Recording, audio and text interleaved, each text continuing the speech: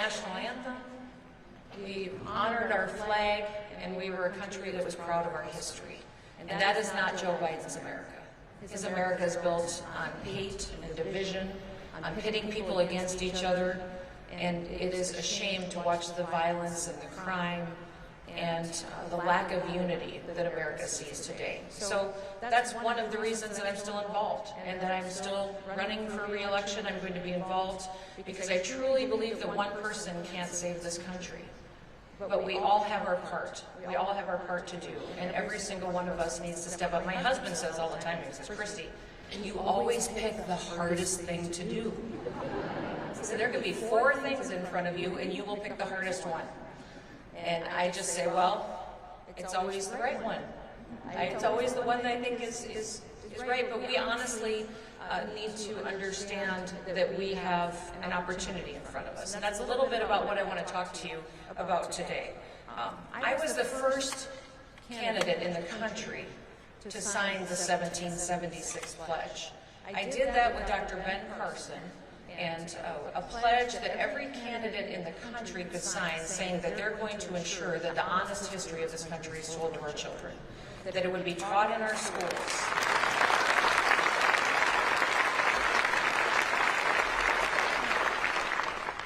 That the 1619 Project, critical race theory, are hate and division and racism, and it has no place in America. We do not have hatred and racism in our DNA. We reject that full-heartedly. It is a lie.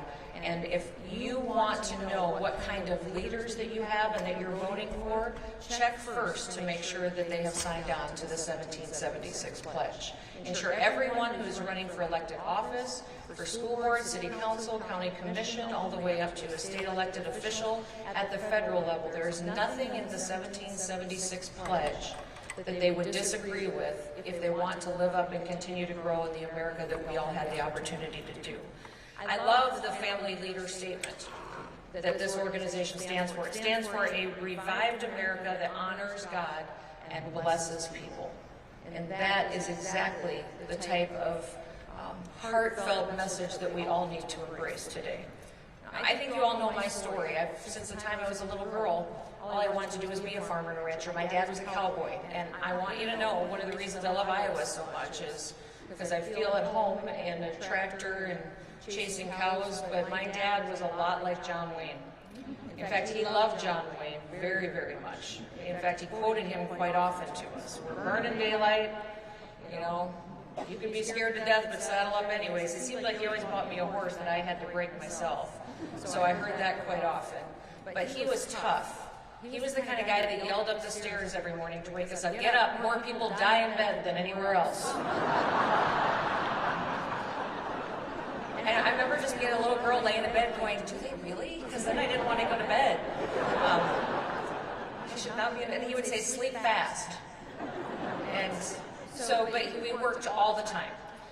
And I loved my dad, and when I grew up, all I wanted to do was to farm and ranch with him. He was killed in an accident when he was 49 years old, and our whole life changed at that point in time. I was still in college, but ended up coming home and becoming the general manager of the operation. But we got hit with death taxes. And we had a lot of land, we had a lot of machinery and cattle, but we didn't have any money in the bank. And it made me angry. So people ask how I got involved in government politics, it was because of that.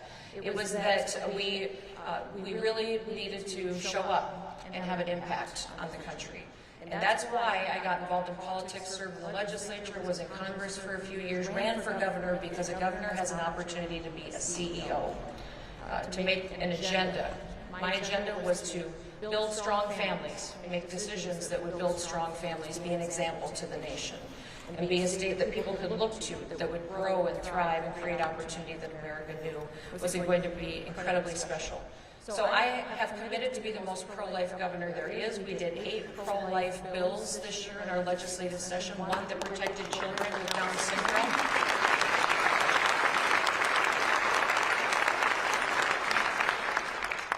I believe I'm still the only governor in the country that has a person on staff whose job description is to be an unborn child advocate. He wakes up every single day looking for ways in statute and in law to defend life and make sure that it's going to be protected.